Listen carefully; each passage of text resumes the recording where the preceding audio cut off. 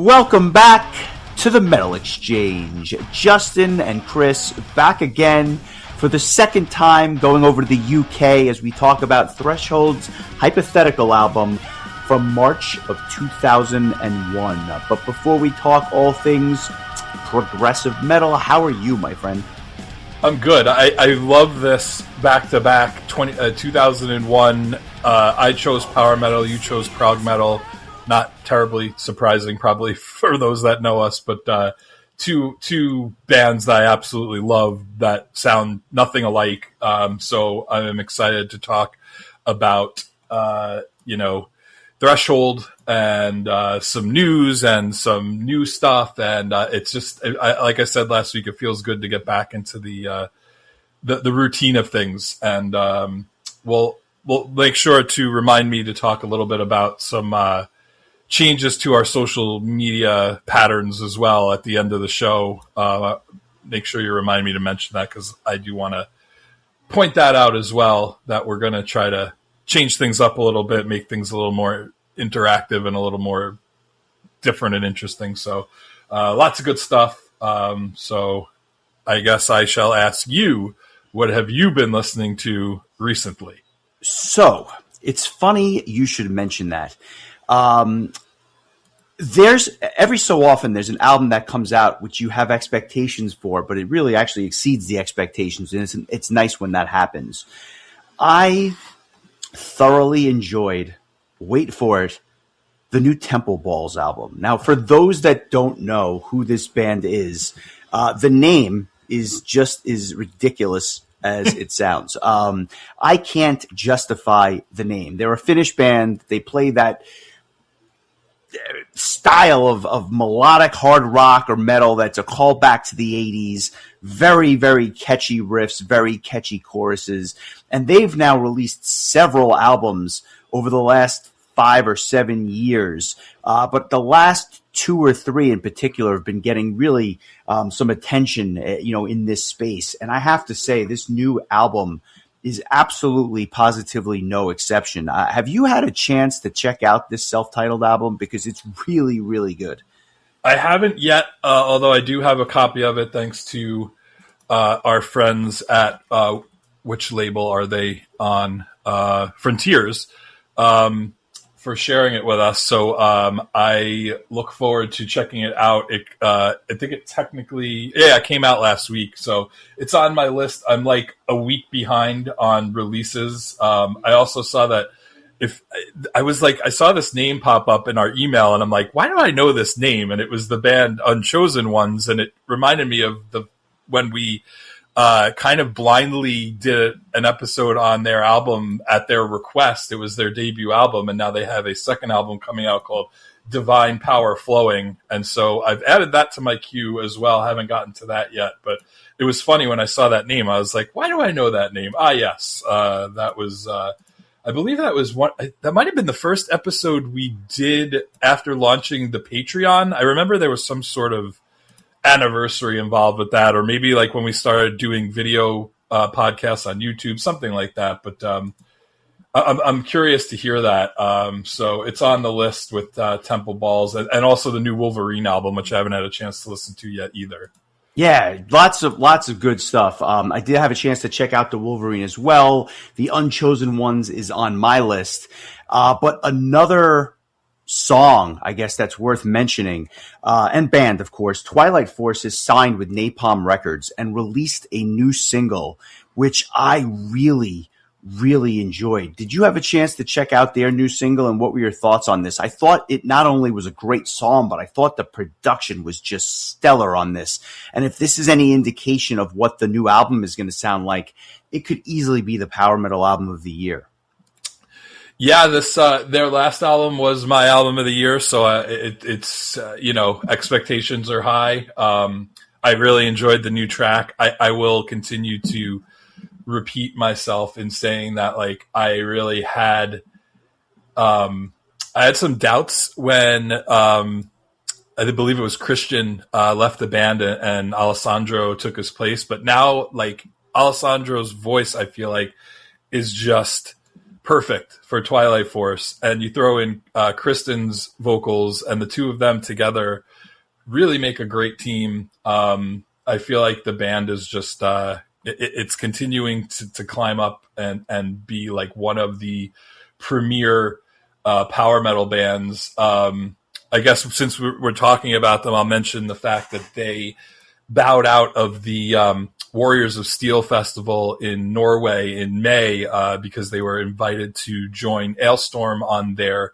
I believe it's being billed as the mostly Canadian tour. I think they're doing like a show, like one show in Hawaii also, and one other show somewhere in the States. But it was like a mutual agreement, not anything like, sorted or anything like that. But they were replaced by Vision Divine with Michelle Lupi back in the fold as the headliners of the festival. So I feel like that is, if you live in the US, kind of an upgrade, just in the sense that like you're probably going to get to see something that you might not have been able to see in the US unless, Prog Power or Mad with Power or one of the metal festivals in the States bring that over. Whereas I feel like Twilight Force, pretty regularly tours the US. It's not that hard to catch them. So as somebody who is now officially going to be attending that festival, I am really excited because I've never seen Vision Divine, and B, have never seen Michele Lupi sing live. Wow, you are. So I get to cross both of those off the list. I've had the pleasure of seeing them live now twice, and I'm extremely. I'm a better person for it. It's that much fun. You are going to I'm. If I hadn't seen Vision Divine, I'd probably be half the man I am right now, which is not saying very much, but it's half better than it would have been without seeing them. So you're in for a real treat. You're going to have a great time. I feel like your morals and ethics have gotten better because of you seeing that show. It's morally, I'm better morally, I'm better ethically, I'm just better for it all around. And soon you will be too. So you get to join the likes of me, which is I may never come back. I may just park it in the fjords and live there for the rest of my days and see who comes back to the festival the following year. I was looking at last year's lineup, and it was really good with Fabio headlining, playing classic Rhapsody songs. But obviously I'm going there particularly to see Power Quest, but the rest of the lineup is great. I've been listening to songs from all the other bands, and there really isn't any bad bands on the lineup. And it's weird because in the past, I've made these like Prog Power playlists to get myself prepped up. And it's funny how when you shuffle like a Prog Power playlist, it's like just so wildly varied because you'd go from like a Soen to like a Beast in Black or whatever. And like with this playlist, it's just a lot of power metal. So it's like, all right, this will keep me in a pretty good mood if I just leave it running. So I'm really excited. We're hoping to have the promoter Marius Danielson come onto the podcast and discuss the festival before the time comes. Still ironing that one out, but that's the plan. So I thought that would be the Twilight Force mention would make a good segue. But yes, to answer the question in a long roundabout way, I really like the new song. Yeah, and it's called Magic of a New Dawn. I'm not sure if I mentioned that earlier, but I want to kick it back to you. Anything that you heard or anything that kind of caught your ear this week? I can't remember if I had mentioned. I may have. You can remind me, or maybe you forgot too. We are not getting any younger, but the band Vandor released a new album, and I had heard the first two tracks because they were released as singles ahead of time. And now that I'm talking about it, I feel like I may have mentioned it already, but I'll mention it again. It's a power metal band from Sweden. They have a new album, The Ember Eye Part 2, The Portal of Truth. I really, really enjoyed this. It's just really solid, good, old-fashioned power metal. But a band I definitely haven't mentioned was a band that you recommended to me, and I really enjoyed their new album. And that band, excuse my pronunciation if I butcher this one, but it's Epinikion. Epinikion. I don't know. They are a symphonic metal band from the Netherlands, not to be confused. There was actually another band by this name that was a power metal band from the Ukraine that came out with one album in 2007, and that was their only release. Apparently, it means the Song of Triumph in ancient Greek. But I guess because the name was available, this Netherlands band took it over. And it's just really solid symphonic metal. I think you heard it and probably said to yourself, Chris will like this. And sure enough, you were right on. So those I know my audience. I really do. So those two albums have been two of my favorite albums of the year thus far. Nice. The year marches on. No shortage of good stuff. But to your point from earlier, really nice to go back and hear two albums that were released essentially a month apart. And although the styles couldn't be different, two very, very enjoyable releases. And we'll talk now about Threshold and Hypothetical. When we first talked about this band, it was a while ago, and it was a very different, I think, set of circumstances around that conversation. For us, it was over 4 years ago. We talked about them. It was episode 70. And we talked about their album Wounded Land from 1993. A lot had changed for the band in 8 years. They had released several more albums. They were on their second singer. And in many ways, with the benefit of modern technology, the albums sounded better and they were becoming a more mature band, not just Dream Theater clones like they kind of were in 1993 in some sense, but they were really starting to write really catchy, melodic songs, a little less proggy in spots and a little more melodic, I would say, a little less quirky, and really a strong emphasis on the songwriting. But I remember when this album came out in March, and it's March 20th of 2001 to be exact. This was Threshold's fifth studio album. I remember when this came out because I felt like there was just this general sense of buzz around this album, and I don't really know why. I would love to be able to ask the band what was going on for them around this time, because I don't have anything I can say other than this seemed to be the next step forward for them, and they would continue to get bigger from there. But this seemed to be the one that put them on a lot of people's radars that may not have been fans going back to the mid-90s like we were. Do you remember when this came out, and what were your kind of thoughts and memories going back to, this release? This album reminds me so much of when I used to come visit you guys on Long Island during the summer, and I would stay for like a week or two. And thankfully, Mike typically didn't have a job at the time, so I would just hang out with him at his house. And I just remember you, Mike, and Brian being so excited about this album. And I think Mike had played like Light in Space for me, and I was like, this is not your grandmother's Threshold. And what I mean by that is that, like, I literally only really ever heard Wounded Land. It was the only Threshold album that I owned. To this day, the only two Threshold CDs that I own are Wounded Land and Hypothetical. Wow.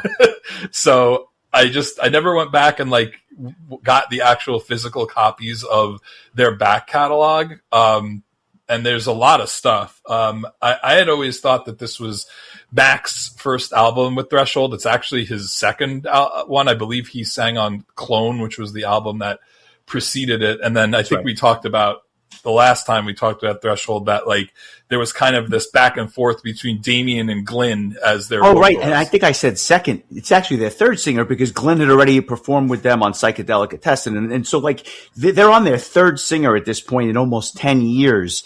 And I didn't mean to cut you off, but I wanted to just correct what I said. Their third singer. And what's ironic is that every single one of these guys was just a perfect fit for the band. Like they sound nothing alike. The three singers couldn't sound any different, and they're all perfect. Mac goes down as the only Threshold vocalist that was only had one stint in the band. Damien and Glenn have both had two different stints. Actually, as a matter of fact, Damien has three, if you think about it, because he was on Wounded Land. Glenn did the second album. Damien came back for the third album, so that was his first return. And then he would come back years later after Mac passed away, and I believe he did two more albums with Threshold. And it was so cool to hear the original voice of Threshold in a modern Threshold sound. It was really pretty cool. And I feel like Damien's voice had only gotten more powerful. But then again, it could have just been how piss poor the recording was on Wounded Land. And It might have just been hiding the greatness that was Damien Wilson back then. But I believe, if memory serves, I bought the Hypothetical disc at Prague Power 3. The pile of CDs that I bought, I remember thinking to myself, this was one of those albums that I really should own. But that said, like, over the years, I didn't really listen to it a lot. I knew 3 songs from this album really, really well. Light and Space, Turn On, Tune In, and Long Way Home. The rest of the album, it was kind of like a reacquainting this week of a bunch of these songs, and it was a very pleasant experience, to say the least. Some of my favorite Threshold songs, I'll admit, are not on this album. So I look forward to kind of digging into more of their discography. Maybe we don't wait 4 years again to talk about this band, because they're still churning out records, and we'll be seeing them at Prague Power this year, which probably one of the bands I'm most excited to see. But what were your memories of, like, do you remember, like, where you bought the album? Who were you with? Do you remember what, like, Mike and Brian were saying about it at the time, or anybody else? Cause, at the time, like, I wasn't living down there with you guys anymore. So, like, I wasn't around for the day-to-day shenanigans anymore. And so you probably had some more conversations about this than I did. Yeah, so if memory serves, Brian was actually away at school when this album came out in the spring of 2001. But I remember vividly where I was and how I first heard it. We often have talked about Slipdisc, that independent record store. I thought you were going to say Slipknot for some reason. No, we haven't talked about them yet, although that would make for an interesting conversation. But, we often talk about Slipdisc, but there were other independent music retailers in and around this area.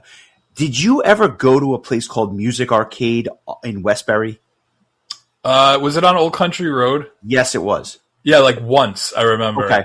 So I went to Music Arcade with Mike in Westbury. And just to give you a sense of what kind of a store this was in 2001, they had a whiteboard behind the register. And it was like the picks of the week for each of the people that worked at the store. And one of the people had their pick of the week or pick of the month, whatever it was, and it was Threshold's Hypothetical. And I'm like, oh my God, like, where am I? What planet am I on? And I wound up buying the album, if memory serves, with Mike at the store, because I'm like, if the store is promoting this, how bad could it be? I'm a fan of the band. The store says it's good, it has to be good. And then we come home and we play it in the car, and we were like blown away by this thing. It was just such a such a great album.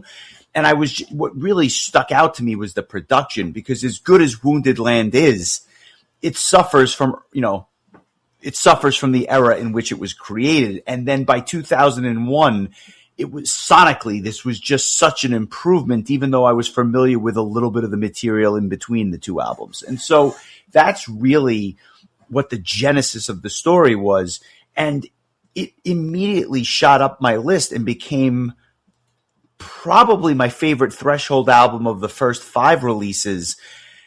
But I'm going to ask a question, and I guess I'll save it till the end. But I have a more general Threshold question, but I just want to we'll talk about it more when we get into it. But for those that don't know, it's Andrew McDermott on vocals, Carl Groom on guitars, Nick Midson on guitars, John Geary on bass, Richard West on keyboards, and the first album for Johan James, who is their longtime drummer now and who is an absolute machine, both on these albums and especially live. I mean, this guy is literally a walking click track. That's how good this is.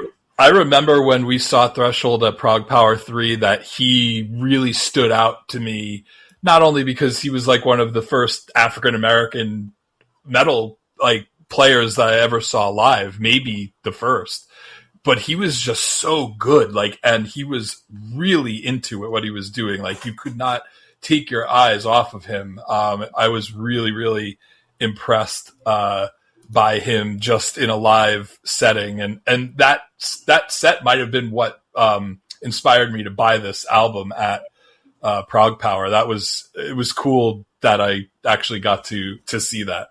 Yeah, just like I said, the band. I'm happy we got to see them when we did, because obviously Mac would unfortunately, pass away, years later, and because they switch vocalists so often, it's just I've been blessed to see them with all three, and I look forward to seeing them again with Glyn in September. But this was like a throwback, because they've released so many albums since then that I don't really have the time to go back and listen to an album like this as often as I did this week. And so, having gone back, is it fair to say that you remembered the other tracks than the big three that you talked about, or was it like hearing them for the first time?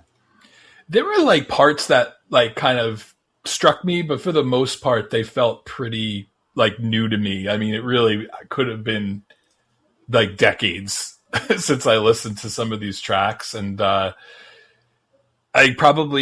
experience with this album is probably very similar to what my experience was with Wounded Land when we covered it, where it was like an album where I knew a couple of songs really well, but didn't know the whole album as well as I should have. And it's really, honestly, for me, it's like that with Threshold for almost their entire library up until the more recent stuff, when I started doing this podcast with you and really started listening to albums repeatedly and really letting them sink in. Back in the day, I would just get it because it was a Threshold album, listen to it once, and if it wasn't like the greatest thing I ever heard, then I didn't listen to it again, different times. But that's why, again, I look forward to kind of going back and covering more of their stuff, particularly all the things that came in between this album and Wounded Land, because I'm really not familiar with those albums in particular.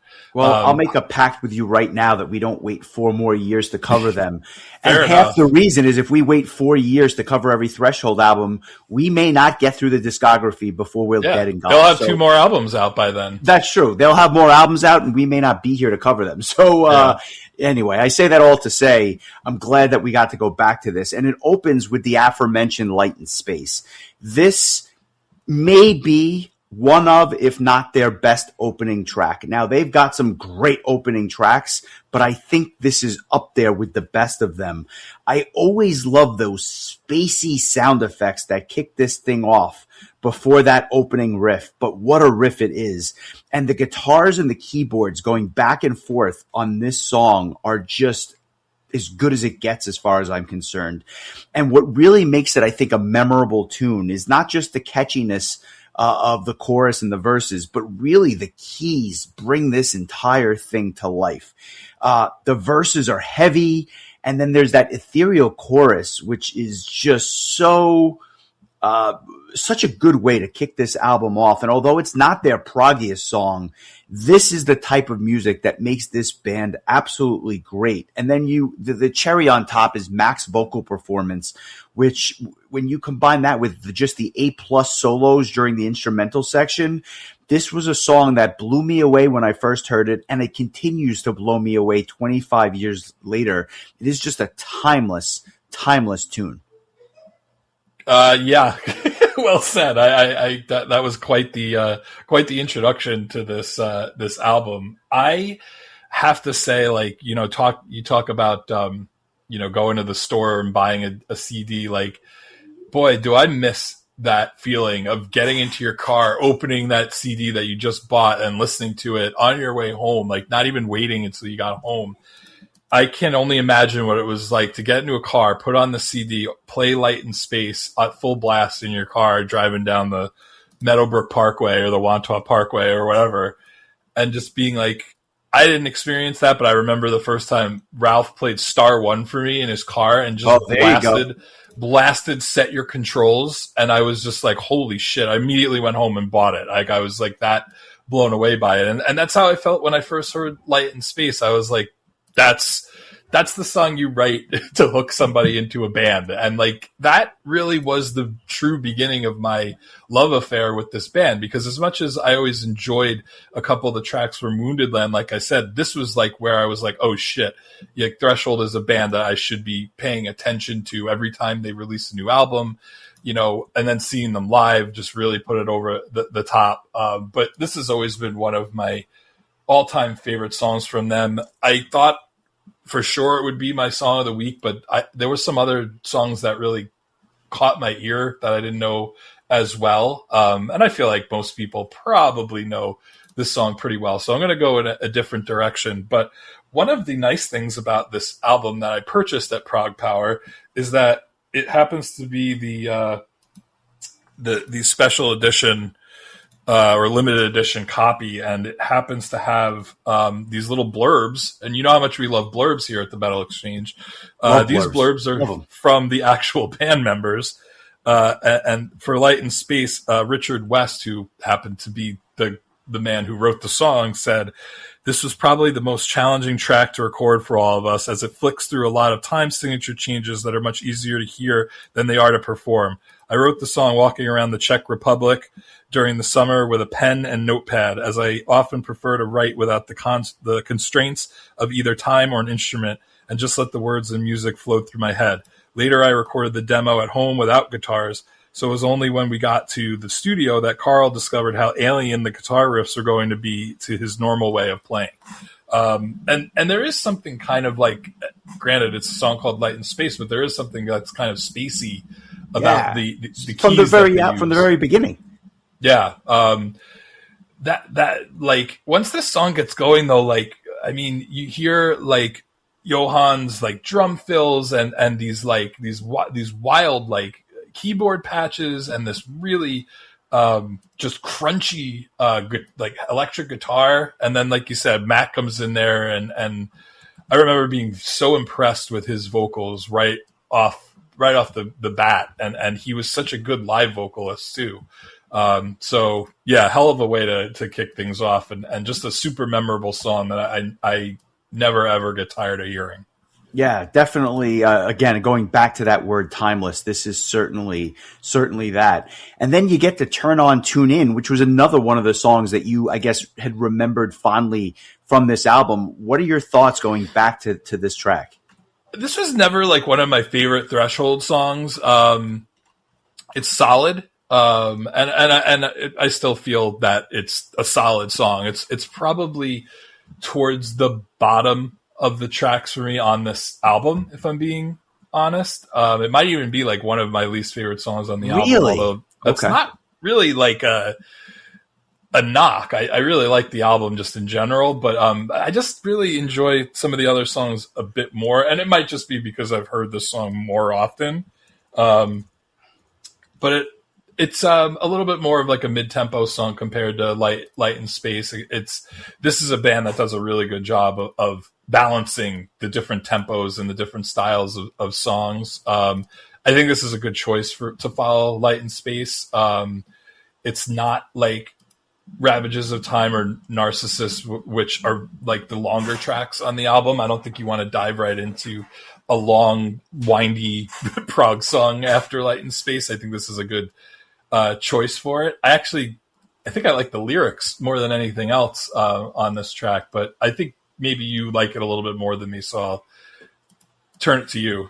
Yeah, I gotta be honest, it was nearly my song of the week. That's how much I love this track. And I think it's a real earworm, although it does have that slower pacing to it. That opening riff with the atmospheric keys is just how I like my prog. This is a more proggy song, not in terms of time signatures, just in terms of kind of the stuff they're throwing out to the listener. I adore the verses. They're maybe my favorite verses on the album. And the low-key bass lines are just superb. And again, it goes back to the fact that I think it's mixed so well. This one, unlike Light in Space, features kind of heavier choruses and lighter verses. You know, I thought about making it my song of the week, and maybe it's not their best song, but it just seems to get better for me over time. Love the keyboard solos and the drum fills as well. And this to me is how you use a bridge to perfection. The way it just kind of blends this song and kind of ties a bow, as I like to say, on the track. Great tune, but I'm going to go in a different direction for song of the week. And I think I'd be remiss to mention there's only 8 tracks on the album, but Threshold can write an epic tune, and there's 2 of them on this album. The first being Ravages of Time. They can write the catchy opener, but then they can write a song like this, which is just a 10+ minute track that simply does not feel 10 minutes. When you're listening to it, I feel like it goes by very quickly for a track that's as long as it is. The clock sound at the beginning reminds me of Eyes of a Stranger by Queensryche. And it's kind of a dark, almost brooding type of tune. Maybe one of the most underrated in their entire discography. The melody and the pacing is somewhat the melody is somewhat static, but the changes of pace throughout this thing and the way it goes from like heavy to soft and back to heavy and back to soft, I'm there for the whole thing. Parts of it even have an industrial feel, which is something that they really hadn't experimented with prior to a song like this. And maybe has the best chorus on the album. Just a breathtaking song and worth listening to. But again, I'm going to go in a different direction for my song of the week. I love this song. I think it's outstanding. It's the type of song that I've really grown to love from Threshold, these kind of longer, like proggy, I think of, there's a couple of songs that come to mind. Mission Profile is one of them. It's a little bit shorter. From Pilot in the Subsurface. Sky of Dreams. Oh my God, absolutely adore that song. Even in the like more recent times, the Man Who Saw Through Time from Legend of the Shires, which is an almost great song, 12-minute track. I love these like longer Threshold songs for whatever reason. I agree with you. This is one of my favorite choruses on the album. This is just like a vintage Threshold song. These last 2 songs were both co-written by Carl Groom and John Geary. I'll share some of the comments on Turn On, Tune In. Carl said that this was the last song written for the album, and the music was completed as a demo about 3 weeks before the first day of recording. I then gave John a CDR of the demo. There's a thing some of you kids might not be aware of, and got a set of lyrics back within days. He had been struggling with another demo of mine, which really was not in the style of Threshold. Turn On, Tune In immediately felt like a classic Threshold track from the days when we had first collaborated. When the lyric says, I saw How on Channel 1, there really was a children's program on TV called How, which taught kids how to do things. The only problem we experienced with this song was that I sent the demo to Johan's old address by accident, leaving him only a couple of days to learn the track. And that's funny. But of course, he figured it out. He nailed it, as he does. As far as Ravages of Time goes, in contrast to Turn On, Tune In, The Ravages of Time was the first song penned for Hypothetical. At the time, the album was thought to be called Past Lives, and this would be the title track. However, after I gave the demo to John, he was inspired to write the lyric, which ended up on the CD, and after a slight restructure of the sequence, the song was completed sometime in the early part of 2000. The completed demo was quite amusing for the rest of the band because in my home studio, I could not create a ticking clock that sounded realistic. The opening sounded like a horse trotting by. So, also some comments from Mr. Carl Groom. But this was one of the songs that I was like, man, I went back and looked at the set list that they played at Prague Power 3, and this was one of the songs they played, and I was like, man, I wish I could remember that, or if there was like some footage of it, because I don't remember it at all. All I remember was Light in Space and then them ending with Paradox and me marking out for hearing that one song from Wounded Land that I really knew. But yeah, this is a really outstanding tune. Probably will go down as one of my favorite Threshold songs now that I've reacquainted myself with it. Nice, but not your song of the week either. No, I don't think so. All right. Very interesting. Very interesting. So we forge on ahead and we get to Sheltering Sky, the second Richard West tune or Richard West penned tune on the album. The word or the phrase I would use to describe this is like ballad adjacent. It's not a ballad, but it's got I love the sound of the guitar and the keys at the very beginning. And this is where Mac really shows off his versatility as a vocalist. It's not the most remarkable tune on the album, but it's really enjoyable and somehow very memorable for being a more pedestrian song. And you can tell that as the song is going on, it's building to something. And I think it really comes in the form of that powerful chorus. Another song that it would be great to hear live.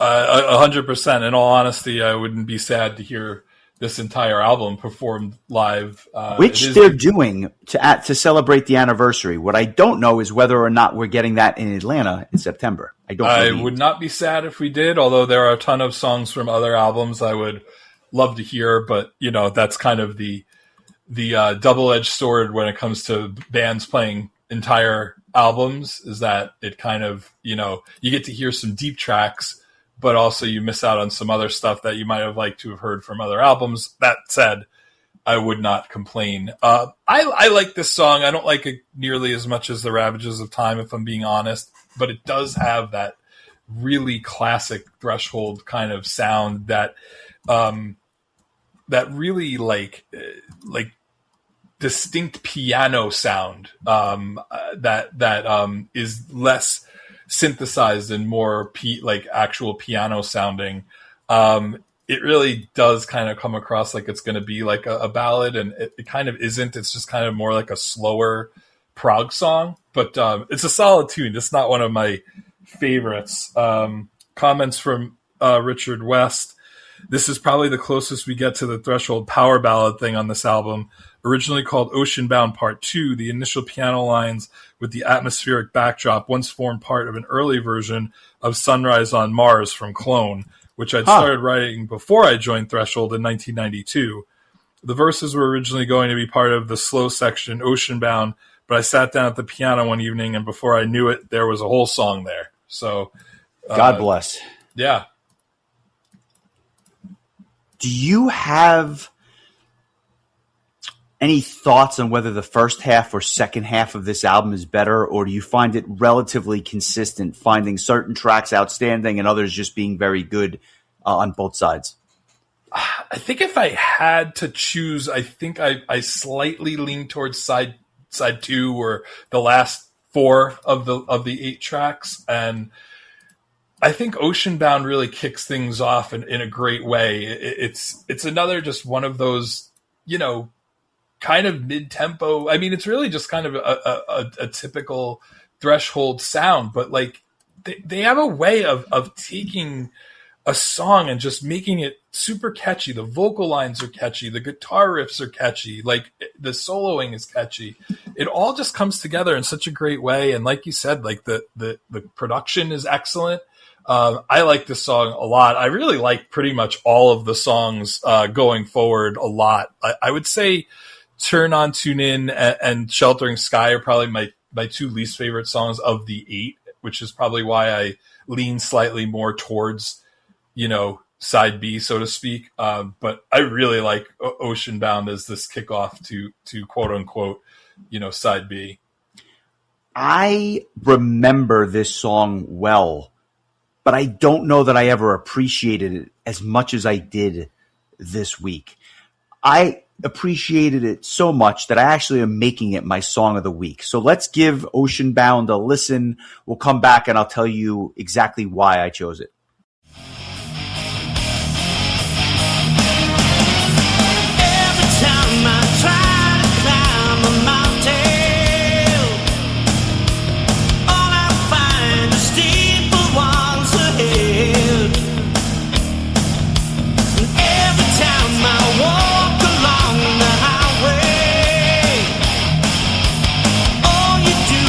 Push me to the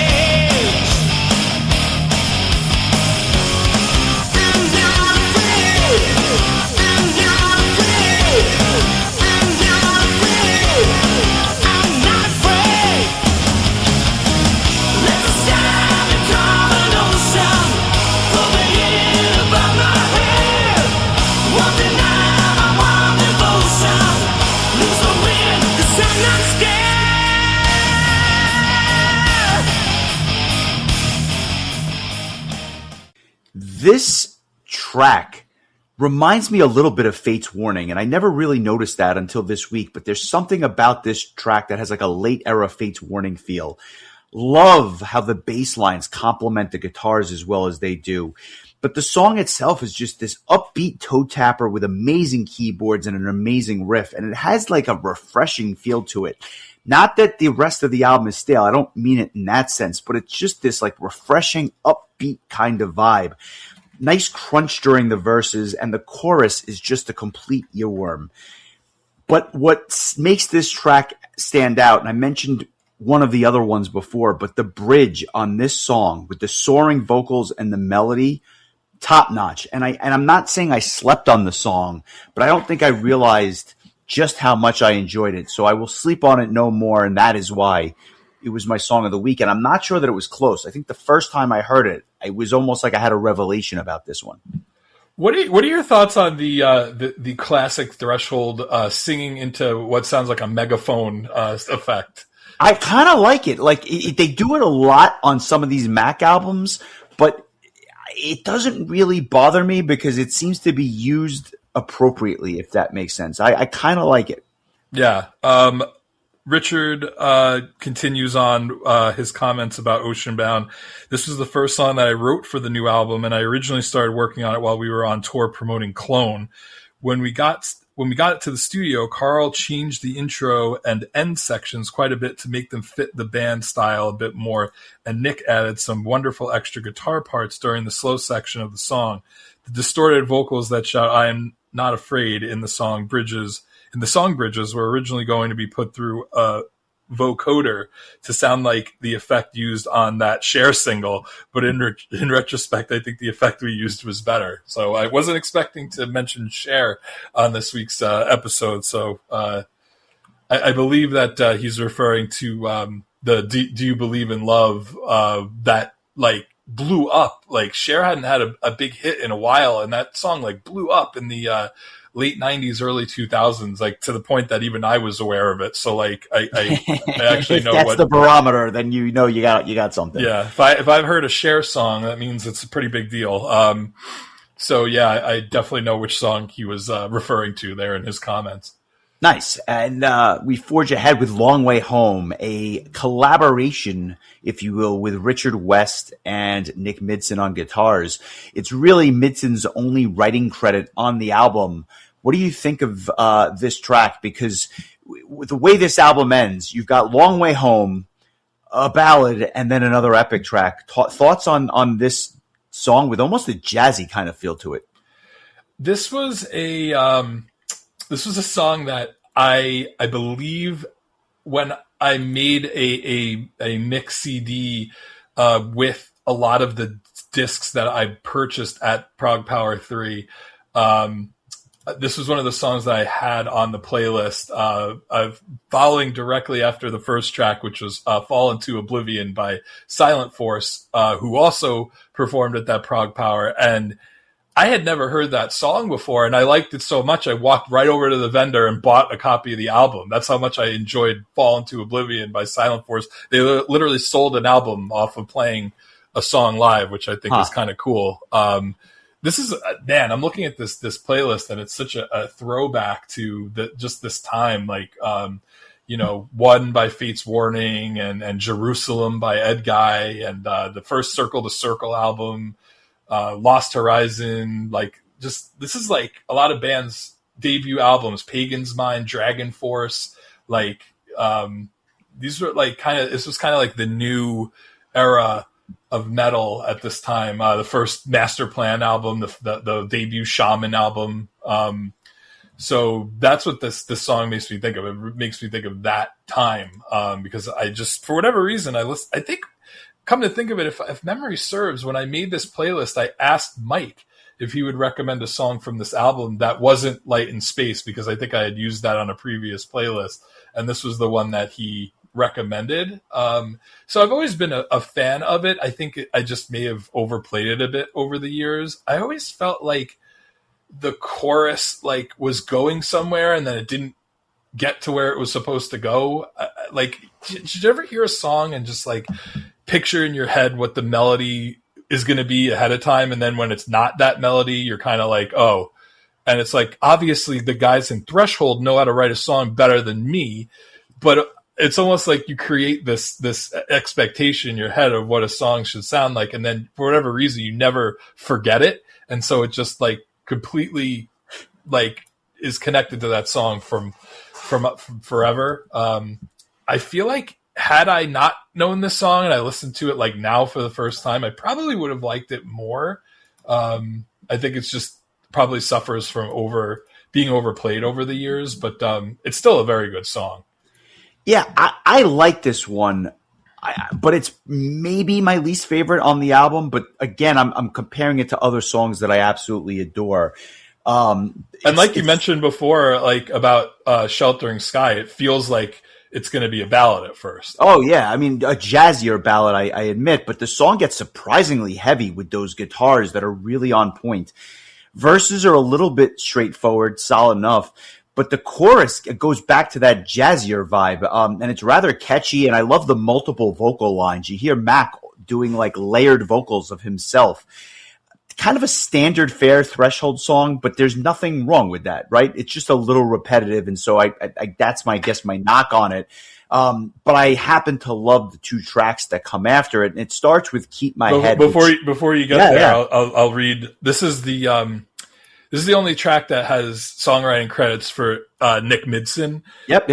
As a co-writer with Rich West, and he actually wrote the blurb for this song. He said, I wrote the intro and verse riffs for Long Way Home about 2 to 3 years ago when I had just bought a new 4-track recorder and some effects boxes, which the rest of Threshold delight in calling Pyramidson Studios.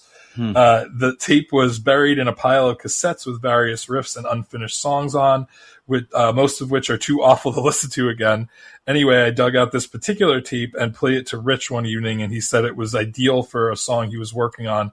Rich took the tape away, and the result found its way onto the album. So interesting way to kind of collaborate, kind of taking one song and then another part of another song and kind of combining it into this new track. I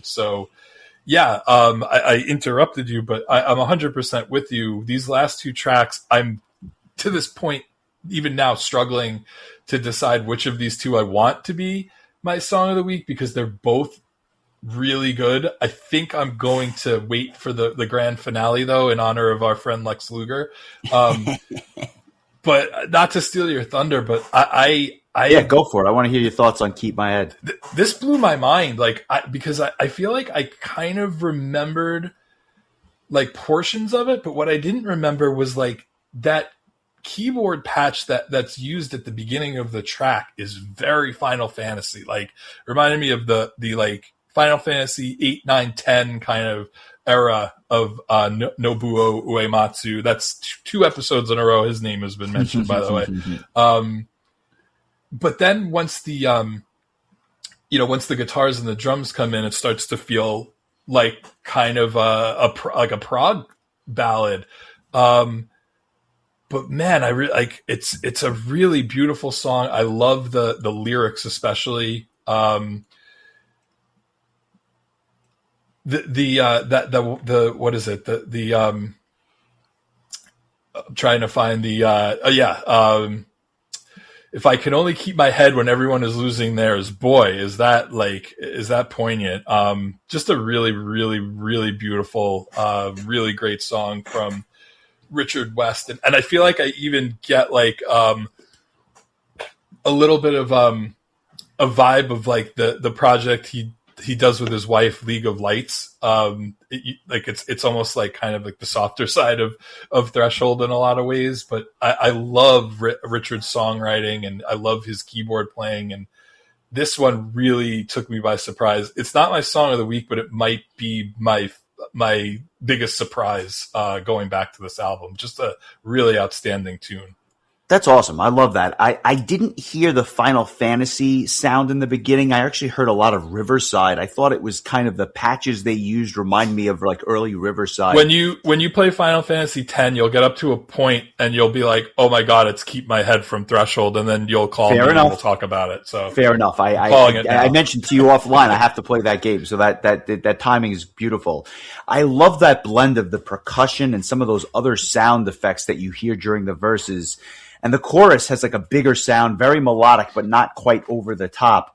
Not my favorite song, but because they have better ballads in the discography. But this is a very good tune, and it's well placed right before the second of the two epics, Narcissus, which by using my powers of logical deduction and logical reasoning, I'm going to assume is your song of the week, unless you're abstaining. Why did you choose Narcissus? Great song. I'm just curious. My song of the week is actually the compound version of Turn On, Tune In, which is a bonus track. I'll get into it. I want to read Richard's comments on Keep My Head real quick. He said, sure. In Threshold, we sometimes like to take a step outside of ourselves and our usual style, and this song is definitely one of those moments.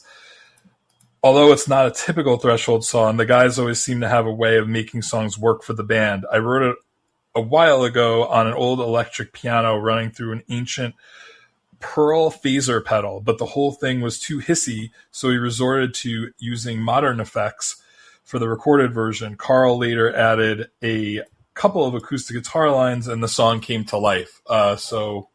Again, just really big fan of the keyboard patch that's used in particular for the song. Just has a really pleasant sound to my ears. But yes, to answer your question, Narcissus, man, this is the longest track on the album. It's just another epic Threshold song. Really enjoy the lyrics. I joke because back in the day, for the wrestling fans out there, Narcissus was actually Lex Luger's original name before they landed on the narcissist Lex Luger, before they completely abandoned that and tried to turn him into an American hero and all that. But the name actually is named after a Roman athlete who they say was likely a wrestler, believe it or not, from 2nd century AD, and he assassinated the Roman Emperor Commodus in 192 AD. He was employed as the wrestling partner and personal trainer to Commodus. So, the Romans always with their best friend betrayals, to Narcissus, I suppose. It really makes you wonder if Brutus Beefcake and Lex Luger would have been a great Roman assassin. The Roman Assassins could have been their tag team name. So anyway, I assume that the lyrics to the song are kind of in that vein. They refer to Narcissus as a petulant child, which I enjoy that little lyric. But it's again like that long Threshold song where I think that it has like that really driving mid-tempo Threshold vibe, but then you get about halfway through and it's like, you kind of have to, if you're going to make a song this long, you got to change it up a little bit. And they do this thing that they still do to this day, and it's like this almost kind of like ethereal underwater or spacey kind of like vocal. And it really fits that portion of the song where things kind of slow down and it's more piano driven. And it's very robotic sounding to me. Yeah, agreed. Just this kind of like understated robotic kind of vocal. It almost feels like the singer is like floating or something, or swimming. It just feels like almost like a slow motion sort of thing. And then it kicks back to like your classic just Threshold soloing before it circles back to the chorus again and wraps up. But man, every time I went back and listened to this album, I was like, man, what a great way to wrap things up. This really epic tune. Keep My Head would have been a cool way to end it because it's a little more like mellow and chill, but I feel like you really want to go with something that's really kind of epic and bombastic, as we like to say. And I feel like this was a really good choice for that.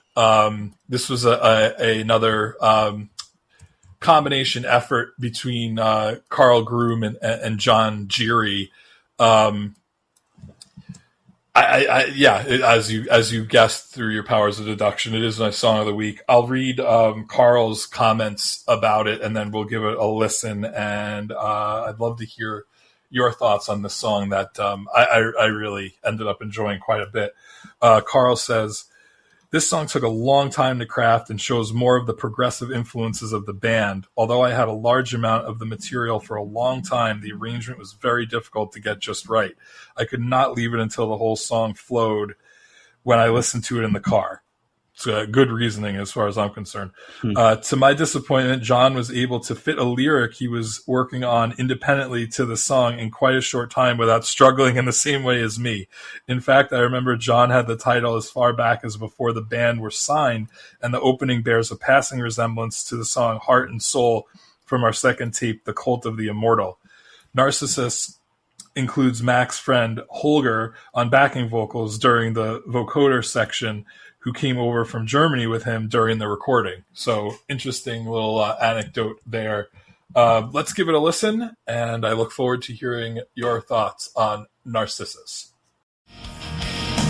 Carelessly thrown to one side.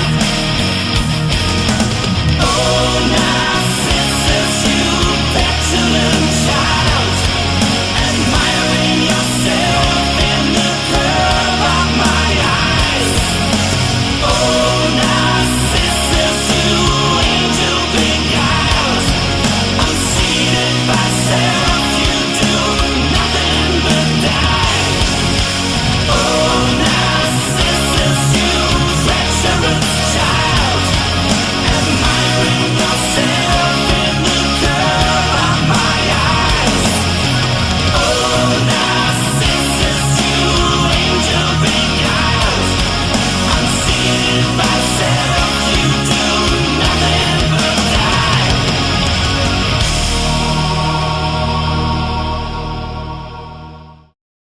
That was a great choice, and this was always one of those tracks that I have very vivid memories of, and it was always a favorite of mine. I think it has like the perfect cadence for an ending tune, and every instrument gets its own chance to shine. And every time I listen to it, I feel myself moving to that beat, which is just so incredibly catchy. Some great keyboard patches, again, really stand out amongst the melody. And again, that robotics section that you mentioned is just such a interesting thing. And they did it on their last album. Like, they go back to this type of thing relatively often, but it works. And then it goes back into that main section. And what I never noticed before is there's parts of this song that not only remind me of Rush, but remind me a lot of the early Threshold songs that we first heard as kids. And so it's that nod to the old school and that blend of what would become the new school Threshold sound that I really credit this track with. It's almost like the bridge between the old and the new. Great tune, great choice, and a great way to end the album. I will say Threshold has remained one of my favorite prog metal bands, and I feel like they've stayed consistent over the years. And it's interesting because there was definitely a point in time where I just lost interest in Dream Theater. Like, I just wasn't the fan that I was in the early days. And I feel like Threshold's a band that I've actually almost like increased my love for and desire to listen to and hear live, since around the time that I lost interest in Dream Theater. I don't know. Maybe England did better than the US. I don't know. But I will make quick mention, at least the copy of the CD I have has an acoustic version of Life Flow on it, which was originally a track on Extinct Instinct, which was their album from '97. That was the second album that they did with Damien. And I'm not really familiar with the original, but this is a really nice, just acoustic tune. I think you really get to, maybe more so than any of the other tracks on this album, you really get to hear Mac kind of almost do like a solo, I guess, or like a vocal solo, because it's an acoustic guitar song. His vocals are really on display for the entire thing and are really the focus of the song. And nice enough, Carl provided a quick blurb even for this acoustic track, so I will share that and close the book on Hypothetical. But he said, we had been looking for interesting arrangements for acoustic versions of Threshold songs leading up to this album. I was surprised when Rich said he thought we could do Life Flow. His rearrangement of the chords shows the song in a completely different light from my original and lifts the melody. So I definitely need to go back and listen to the original version just to hear what it sounds like compared to this.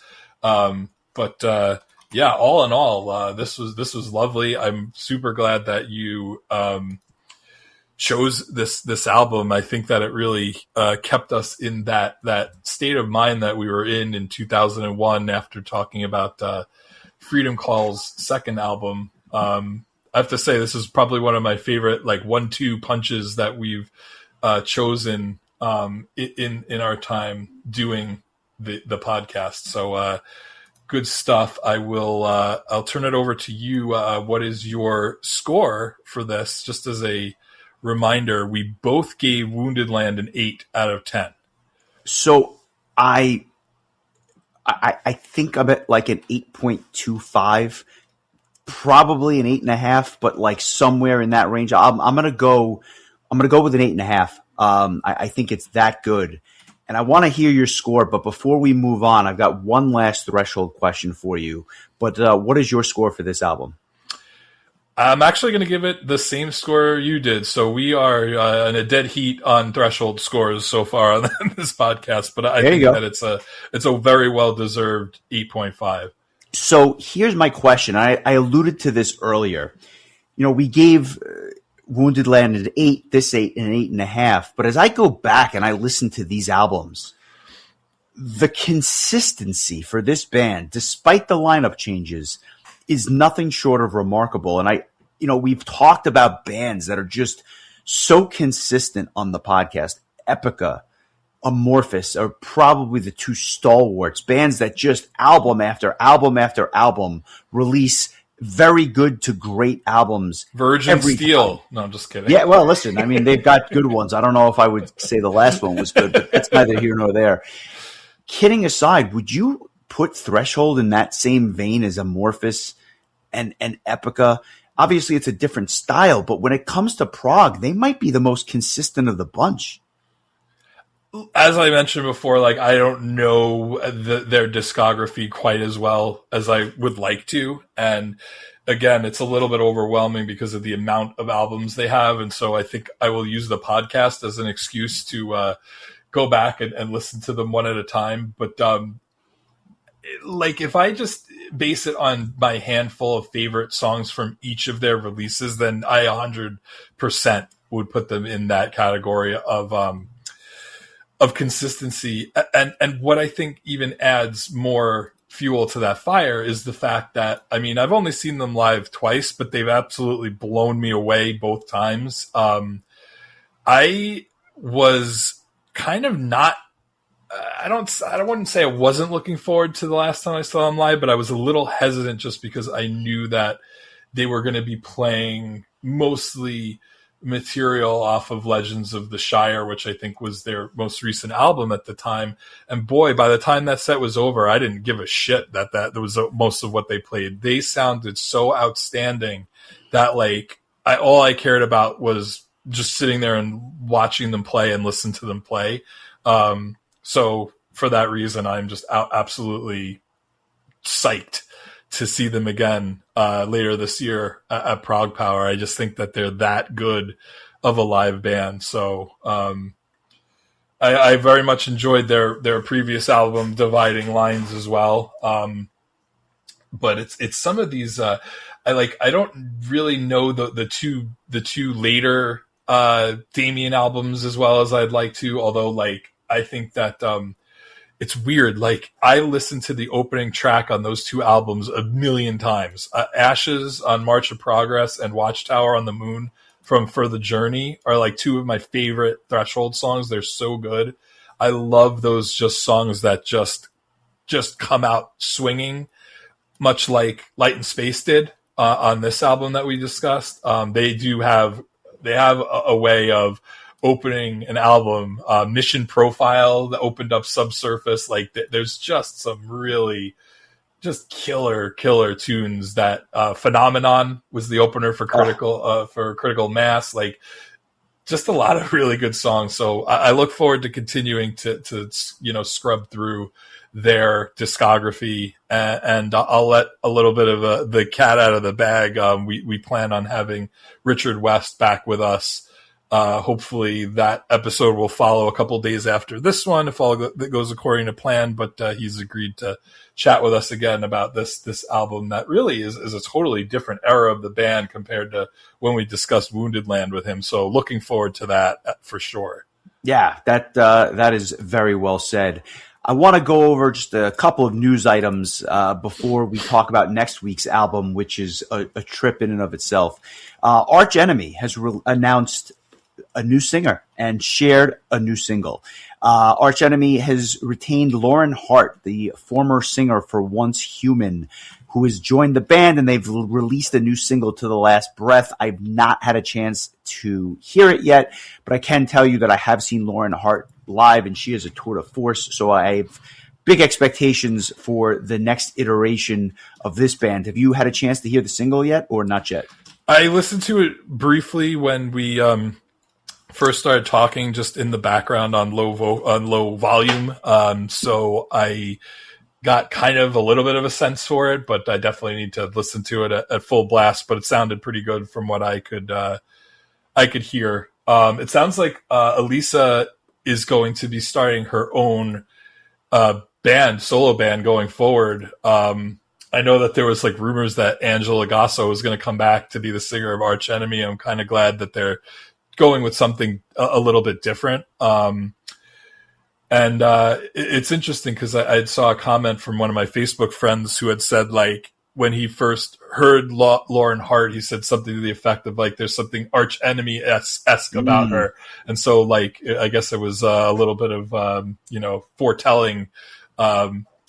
So, yeah, I'm looking forward to hearing what they have. I know I've like people's opinions of Arch Enemy are really all over the board. I feel like, especially like in the more recent years, I've been, I'm not saying like I'm a diehard fan, but I've enjoyed the albums they released with Elisa. I was a fan of hers going back to when she was in The Agonist. So looking forward to seeing what she does as a solo artist. Looking forward to see what Arch Enemy does going forward. But I think, as I'd mentioned off air earlier, I think all of the vocalist mysteries have been solved now that we have Nevermore's lineup. We have Arch Enemy's new singer. Is there anybody else we're waiting to find out? Any openings that need vacancies that need filling? Or no, I just hope we don't have to have this conversation about Threshold again. But I digress. Well, I'm sure it'll just be Damien next time. It seems like there's only 3 vocalists that can sing for Threshold, so it's just a cycle. I actually had read that when Mac actually didn't leave Threshold because he passed away. He left the band prior to when he passed away. And so supposedly both Damien and Glyn reached out and said, like, we would be happy to like finish the tour or go on with Threshold. And they went with Damien, and he ended up being their permanent vocalist for a little while there. And it's interesting. Glyn would get his chance after all. And again, we discussed this last week, but we're going to do a bonus episode later this month, just talking about bands where lineup changes kind of like make you see the band in a totally different light, almost to the point where you can't listen to them the same way. And Threshold is the ultimate example, and I think you said this last week, of a band that, like, I feel like because they've had 3 different vocalists who I think don't sound anything like one another, but all have fit the band super well. Like, they're just one of those examples where I think the songwriting carries the day, and then you just hire a really good vocalist, and Threshold will always be a band I look forward to, no matter, whether the singer is Pelike or Cher or whoever. Like, I'm down to clown with Threshold. So I look forward to having that full form discussion with you, but I would be shocked if Threshold doesn't get brought up during it.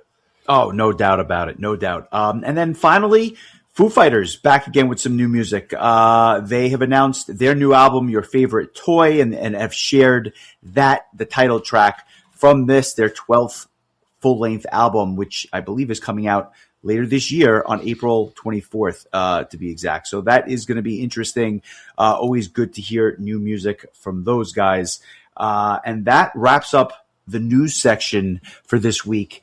Let's look ahead to next week. It is request week, and we are doing one of the most interesting and by far the most diverse album that we have ever covered on this podcast. From an artist who might be the biggest artist we've ever covered on this podcast, and we'll explain why. But we just want everyone to go into next week with an open mind, because there is some incredible music and incredible discussion to go along with this episode. The artist is Bear McCreary, and you may have heard this guy because he's been nominated for 6 Emmys. He's won several awards. He does movie soundtracks, video game soundtracks. He has done a lot of work. But in 2024, just 2 years ago, he released a double CD concept album called The Singularity, and it features many guests. And I'm not going to even name the guests, because the guests will almost give away some of the surprise that this album is. And I'm talking big name guests. I'm talking names that you could talk to your significant other, maybe even your parents, and they would know some of these names. That's how big some of these artists are. And Cher on it, though. Cher, you know what? I got to double. No, I'm just kidding.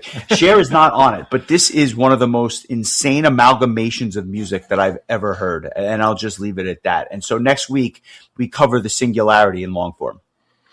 This is something that we've had in mind for a while. Our friend Nick requested this album a while ago, and we've kind of dragged our feet a little bit on it, just because it is a really dense and like long and it and like you said, varied and diverse. This album really deserves a lot of time spent, and so I have spent quite a bit of time. I've listened to it already a few times, and I plan on listening to it again. There's some songs that are some of my favorites, but what I've yet to do and want to do before we get to talking about the album is to experience the graphic novel that goes along with this experience. I feel like it takes the whole thing to a whole other level. So that's going to be part of the journey as well. But I really like this choice from our friend Nick. And I look forward to hearing what he has to say about it as well, as a composer of music in his own right. So should be very interesting. And then we have a big March where we it looks like we both will have 2 choices in March. Which I can't remember the last time there was a month where we each had an album to pick. So it's been a while. Yeah, it's been a while, but I've got some stuff picked out for March. It's gonna be good. I'm looking forward to next week and the rest of the month. Before I let you go, though, you want to just talk about our socials? I promised I'd remind you. Oh, and I'm glad you did, because I already forgot. So one of the things that I'm going to try to do moving forward is, we have been double posting the posts that we leave on most of our social media platforms, but also posting it simultaneously to the Metal Exchange's Facebook group. And our goal going forward is going to be that we're going to just continue our daily posts on the main feeds, particularly on Facebook and Blue Sky, and then also Instagram for new episode announcements. But we're going to try to keep the Metal Exchanges group more towards conversations and like stuff that comes up throughout the week, like new videos and band news. I've already kind of started with that, with posting some stuff from Love Bites and Twilight Force and Mayan. But we're going to try to declutter a little bit. And so you won't be seeing, if you follow both the group and the Metal Exchange Facebook main page, you're not going to see those double posts anymore. So we would invite you to come to the Metal Exchanges group. There will be a post each week for each podcast episode where you can post your thoughts and comments about said episode, and it'll be more of an exclusive experience than just repeating a lot of the posts that we already post elsewhere on social media. So keep an eye out for that starting this week, as a matter of fact, since this episode will drop Sunday night into Monday morning. So keep an eye out for that. If you're looking for our, songs of the week and our Sunday selects and those usual things, again, they will be in our usual social media spots, but we're going to focus on the Metal Exchanges group being a little bit more of a place of, discussion and more like, stuff from that, like, current stuff, like from that day, try to post some news items and things of that nature. So if you don't follow that group, I recommend that you do. Just look up Metal Exchanges on Facebook, and it should point you in the direction of the group, or you can go to our website at metalexchangepodcast.com. There is a link to it right at the top of the screen. And I think it's also on our link tree, so it's not hard to find. But that is the plan going forward. Very good, very good. Looking forward to next week immensely. It's going to be a very interesting chat. Hope to get Richard West on here before that. And with that being said, I hope you have a wonderful week, and I look forward to catching up with you soon.